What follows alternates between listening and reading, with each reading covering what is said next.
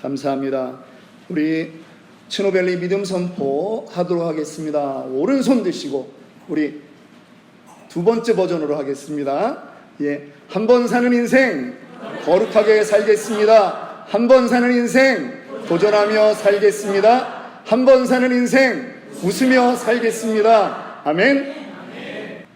오늘 우리 이제 빌립보서 마지막 시간입니다. 오늘 마지막 시간 강해의 제목은 자족의 은혜를 누립시다 라고 하는 제목으로 여러분들과 말씀을 나눕니다. 여러분, 무엇을 소유하고 무엇을 얻어야 여러분들에게는 진정 만족이 있을까요? 여러분들은 어떤 것을 얻어야 만족이 있습니까? 여러분들은 어떤 것을 향해서 달려가십니까? 오늘 저는 역사의 한 이야기와 함께 사도 바울의 이야기를 시작해 보려고 합니다. 여러분들도 아시다시피 제가 중국에서 17년 이상을 살았습니다. 그런데 제가 살았던 곳에 천진이라고 하는 곳에는 그 외곽에 어떤 동네 이름이 있냐면 양류청이라고 하는, 중국어 발음으로 하면 량류칭, 량류칭이라고 하는 그러한 도시가 있습니다. 어느 날 명나라 시대 때 황제가 그 천진 운하가 있는 곳에 와서 뱃놀이를 했습니다. 그러면서 늘어진 수양보들을 바라보면서 야, 이 동네 참 아름답다. 이 동네 이름이 뭐냐 그랬더니 폐하, 이 동네는 아직 이름이 없습니다. 그러는 거예요. 그래서 이름을 지어줬는데 버들유자를 써가지고 양류청, 그렇게 이제 중국 발음으로 양류칭이라고 하는 동네 이름을 지어줬습니다.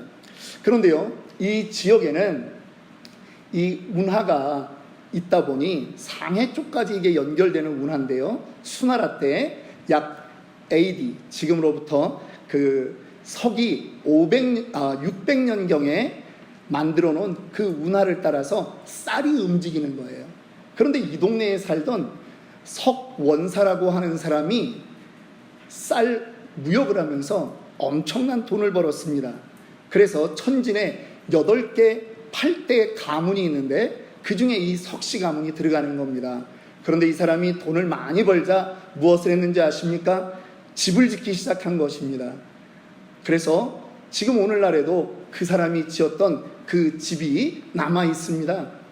석가, 석씨, 대원, 큰 그 집이라고 하는 뜻입니다. 천진 석가대원이라고 되어 있어요. 다음 장면들을 보여주시면 그 집에 지금 연못도 있습니다. 그 다음에 이 집에는 계단들이 많습니다. 그런데 아주 문 하나하나를 만들어도 이쁘게 만들고 장식을 잘 해놨어요. 이렇게 하랑이라고 하죠. 이 길을 걸어가면 아주 운치 있는 그러한 경치가 보이는 곳입니다. 그리고 이 집에는 벽돌을 쌓은 곳도 있지만 벽돌 옆에 구석마다 아주 정교하게 만들어진 불을 상징하는 벽돌을 장인들을 통해서 새로 제작을 해가지고 거기다가 또 장식을 해놓은 곳입니다. 그리고 이곳은 이 집의 가장 아름다운 곳입니다. 2층으로 되어 있는데 2층에는 사람들이 올라갈 수가 없어요. 누구만 올라가냐 하면 귀족의 보디가드가 올라가요. 사다리가 없어요. 중국 무술 보셨죠? 딱 점프해서 올라가야지 그 사람의 실력이 나타난다 해가지고 보디가드들이 저 위에 있고 아래는 귀족들이 앉아서 저 앞에서 진행되는 경극을 바라보고 때로는 마술하는 것을 바라보는 그러한 공연장입니다.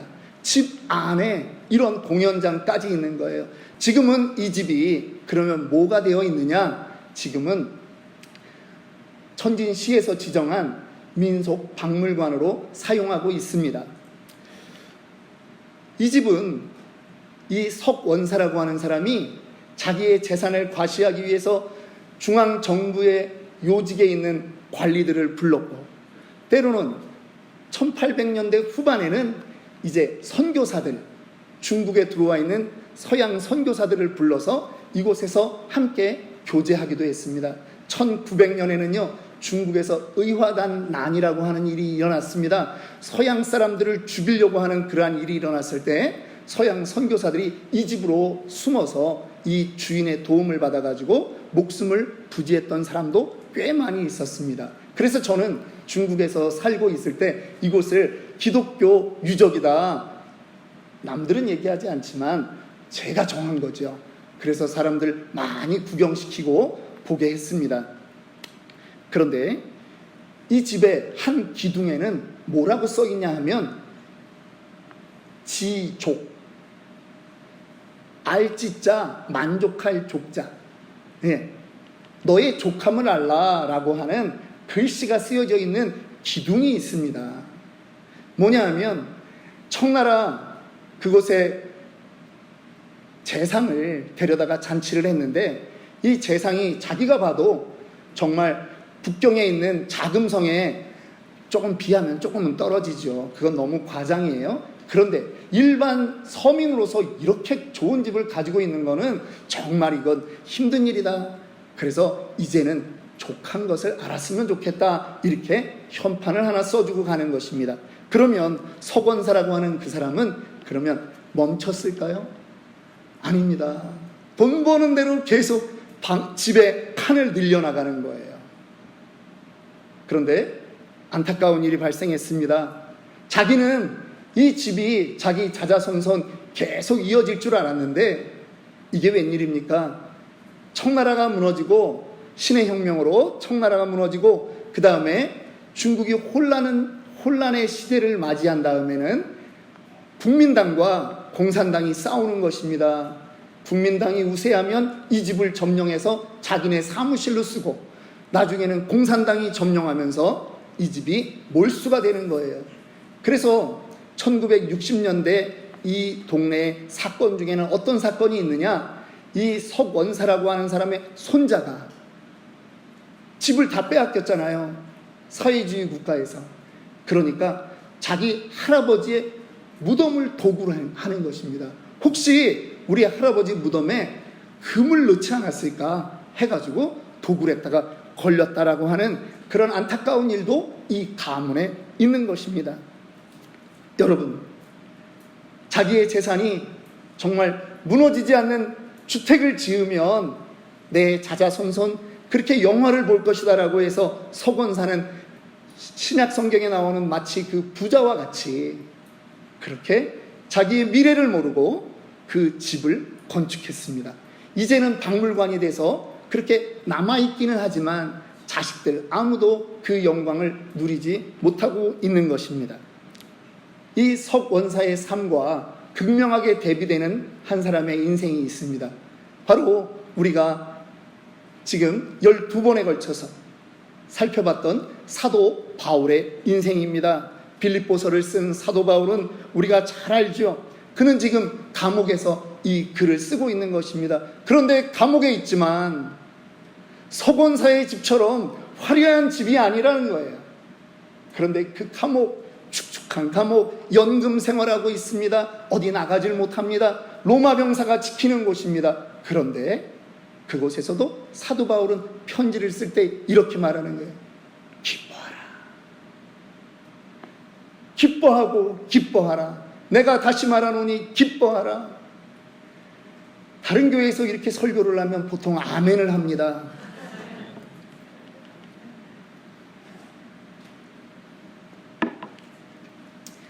저는 알아요. 지난주도 얘기했잖아요. 우리 성도들은 다 고향이 충청도라고. 은혜를 받아도 집에 가서 아멘하고 어떤 분은 천국 가서 아멘한다는 거 제가 알아요. 그런데 사도 바울은 이곳에서 자기의 신앙의 고백을 하고 있는 것입니다. 10절 말씀 우리 함께 보겠습니다. 10절 말씀은 이렇게 시작합니다. 내가 주 안에서 크게 기뻐함은. 여러분, 사도 바울의 지금 상황과 크게 기뻐한다라고 하는 말은 어울리지 않습니다. 그런데 기뻐한다라고 고백하는 거예요. 어떻게 하면 사도 바울처럼 그렇게 믿음의 고백, 그거를 우리는 할 수 있을까요? 사도 바울은 자기의 이야기를 하는 것입니다. 나에게는 나의 인생을 통해서 깨달은 자족의 비결이 있다라고 하는 것입니다. 11절 12절 보겠습니다. 내가 궁핍함으로 말하는 것이 아니니라. 어떠한 형편에 있든지 내가 자족하기를 배웠노니 나는 비천에 처할 줄도 알고 풍부에 처할 줄도 알아. 모든 일 곧 배부름과 배고픔과 풍부와 궁핍에도 처할 줄 아는 일체의 비결을 배웠노라. 여러분, 저도 가난했던 때가 있습니다. 부자였던 때도 있습니다. 부자였던 때는 지금 중요하지 않아요? 그런데 여러분들의 삶에도 가난했던 시절, 힘들었던 시절 있지 않았습니까? 그런데 우리와 사도 바울의 그 곤궁함과 궁핍은 비교할 수 없다라고 하는 거예요.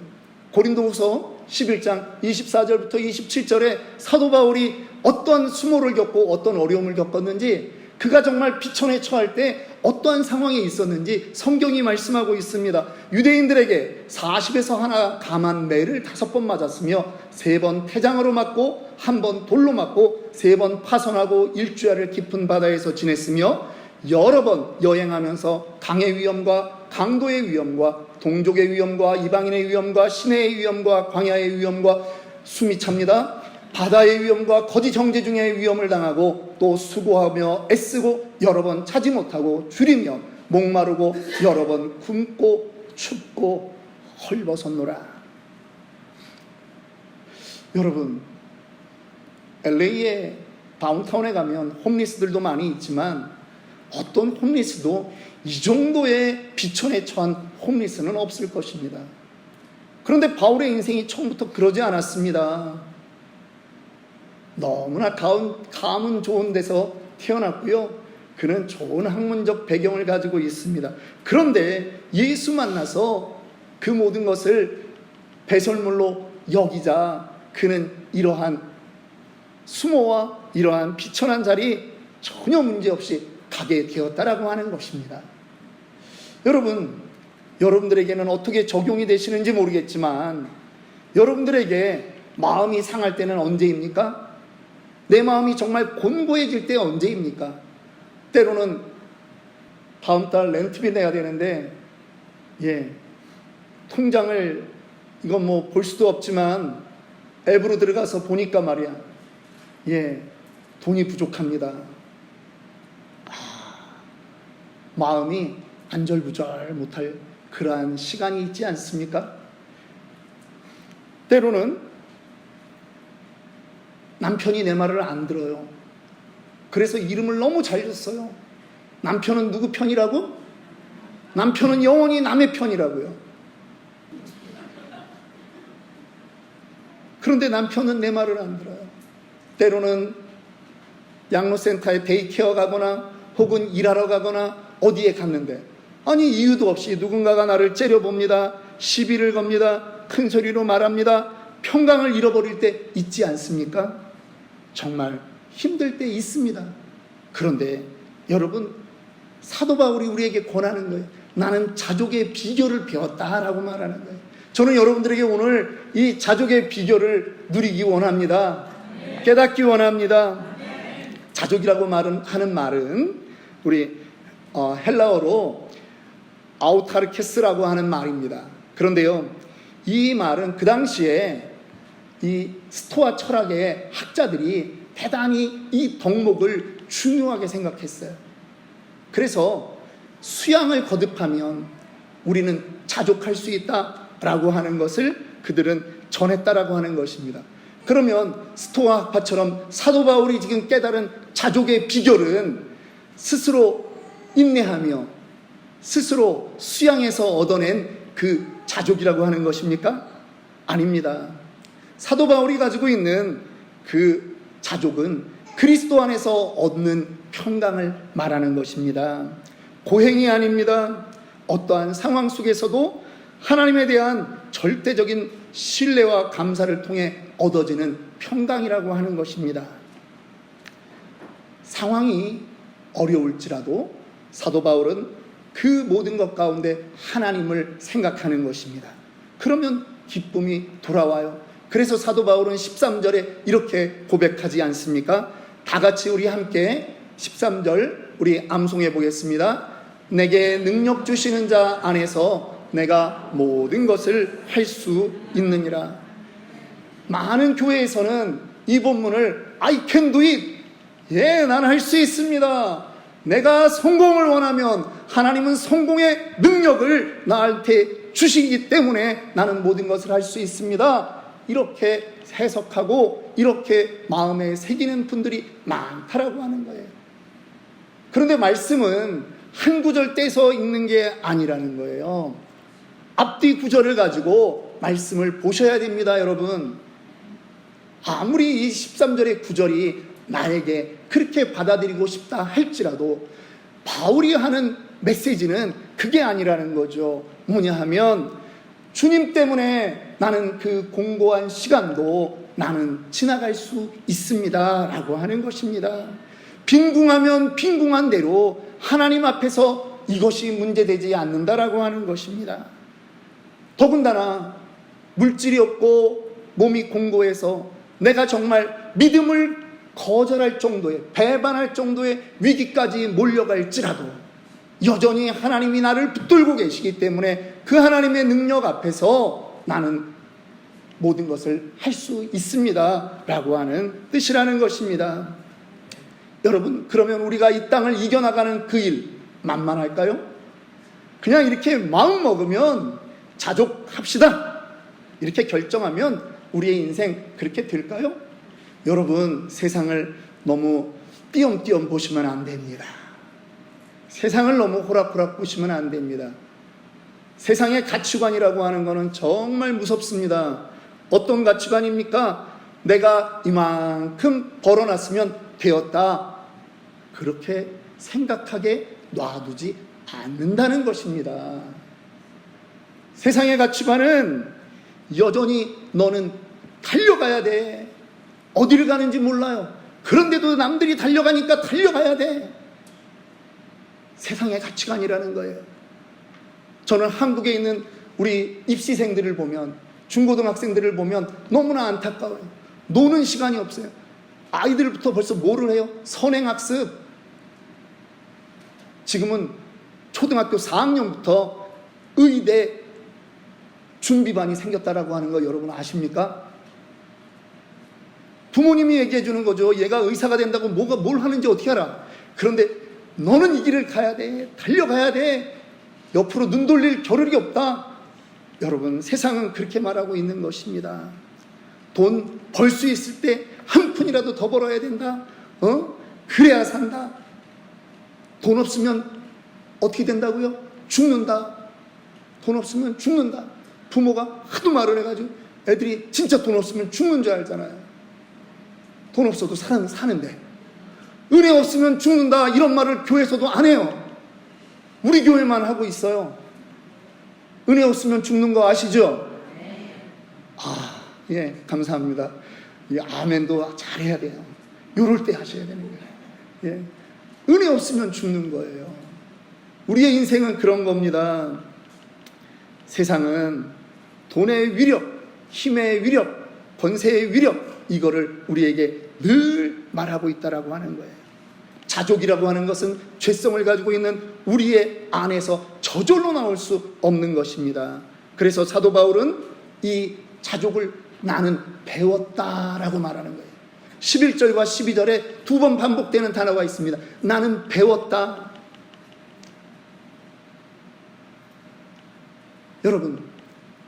여러분들은 자족을 배워가고 계십니까?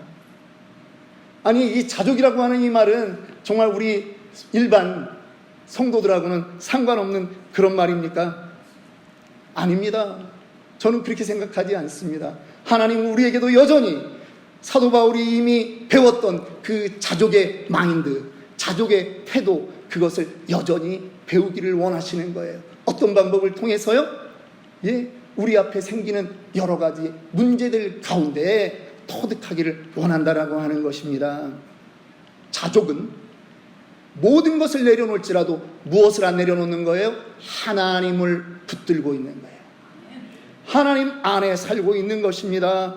내 모든 문제의 시선을 누구에게로요? 하나님에게로 고정시키는 것입니다. 그것이 자족에 대한 태도입니다.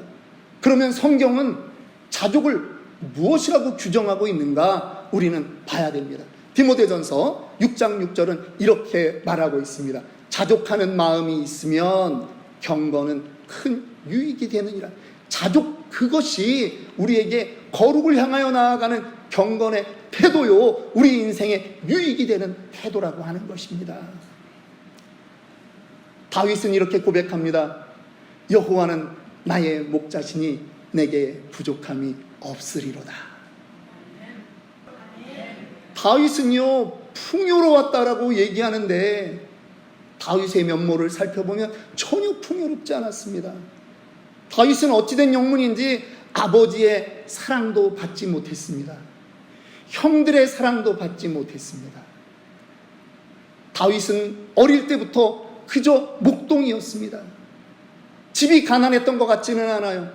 그런데 다윗은 멀리 들판에서 양을 치는 그러한 존재로 살아갈 수밖에 없었다라고 하는 것입니다. 그런데 다윗이 그 공고한 인생 가운데 하나님이 나의 목자시구나, 이것을 깨닫자 다윗이 고백할 수 있는 거예요. 내게 부족함이 없으리로다. 저와 여러분들의 문제 가운데 어떠한 일들이 일어나고 있습니까? 질병의 문제가 있습니까?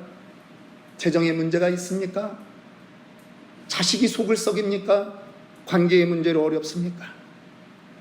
여러분, 하나님이 우리의 주인이심을 믿는다면 우리도 말할 수 있습니다.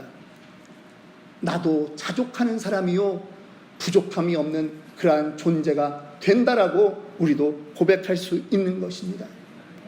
바울은 이 자족의 습관을 얻어가면서 바울에게 한 가지 습관이 있었습니다. 버릇이 있었습니다. 과거를 회상하는데 은혜 베풀어 주셨던 그 과거의 일들을 사도 바울은 생각한다라고 하는 거예요. 특별히 그가 여러 군데에서 사람들에게 복음을 전하다가 핍박당하지 않았습니까? 어려웠습니다. 그런데 그때마다 생각하는 거예요. 나의 인생에 어떤 일이 있었지? 그때 생각나는 교회가 있습니다. 빌립보 교회가 사도 바울을 그렇게 후원했던 그러한 일들이 기억나는 것입니다. 4장 15절 말씀, 16절 말씀 2절 우리 같이 읽겠습니다.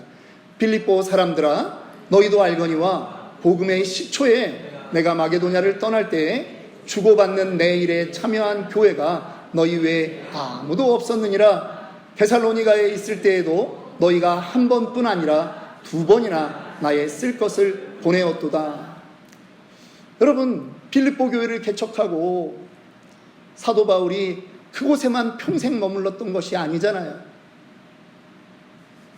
데살로니가를 가고, 그리고 아덴을 가고, 거기서 핍박받고 또 고린도까지 내려가는 그러한 일들을 겪습니다. 그런데 그곳에서 바울이 기억나는 일들이 있다는 거예요.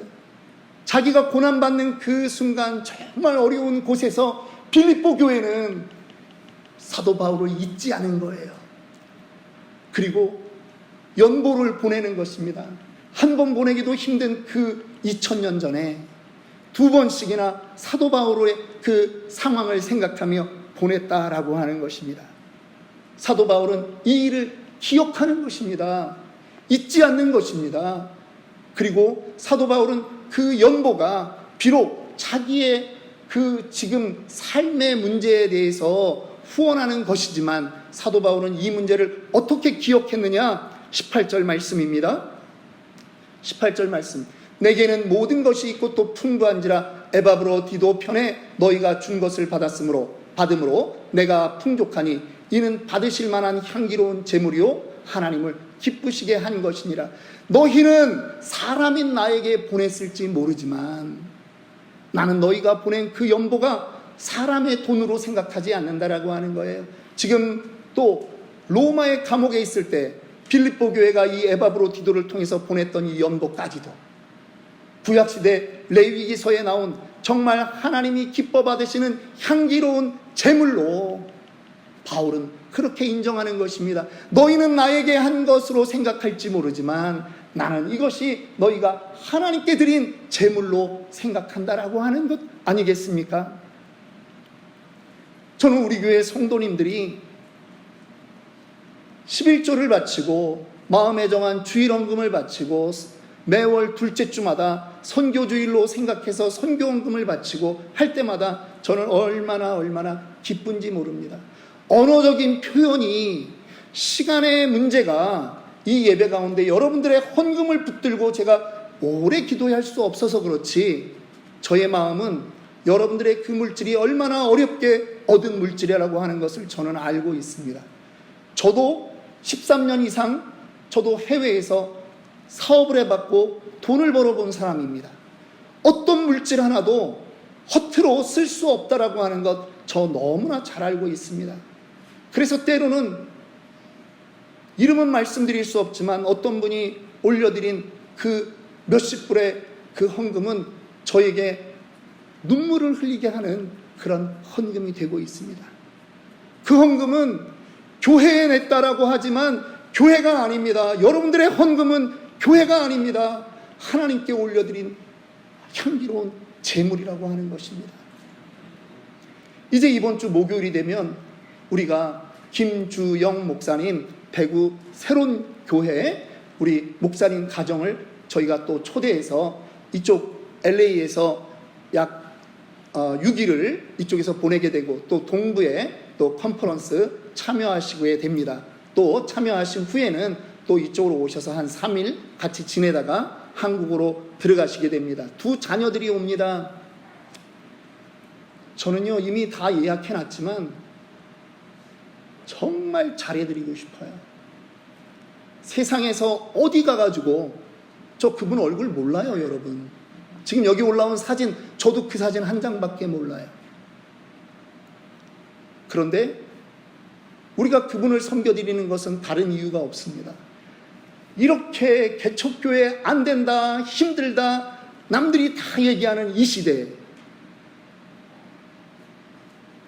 하나님의 소명을 갖고 개척교회 하겠다고 그 대형교회 몇천 명 나오는 교회 부목사 자리를 내려놓고 어렵게 지금 아르바이트 하면서 지금 그렇게 교회를 꾸려가고 있고 섬겨가고 있기 때문에 저는 그 마음이 바울이 그 심정이었겠거니 하고 생각하는 거예요. 지금 궁핍에 처해 있고 곤고에 처해 있는 것입니다. 이분이 여기에 여행 오는 거 이분 돈으로 오는 거 아닙니다.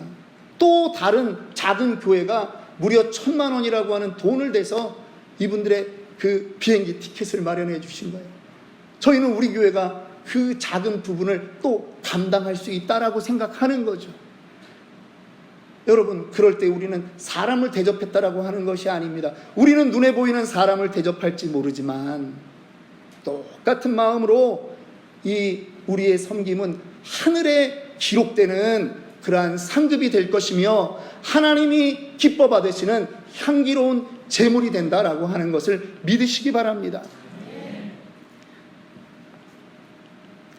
그러면 이제 우리도 자족을 할 수 있습니다.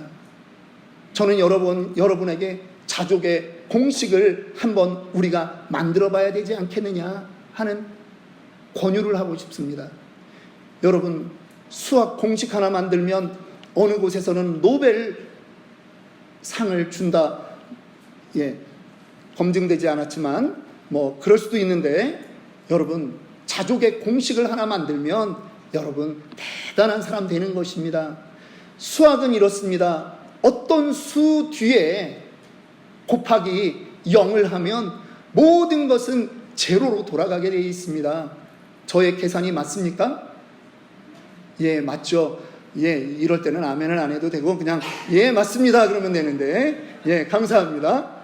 그런데요, 자족의 공식은 어떤 문제와 어떤 상황 곱하기 in Christ 예수 안에서 라고 하는 것을 대입하는 거예요. 믿으십니까? 네. 그러면 그 어떤 문제 어떤 상황에서도 우리는 누구 때문에?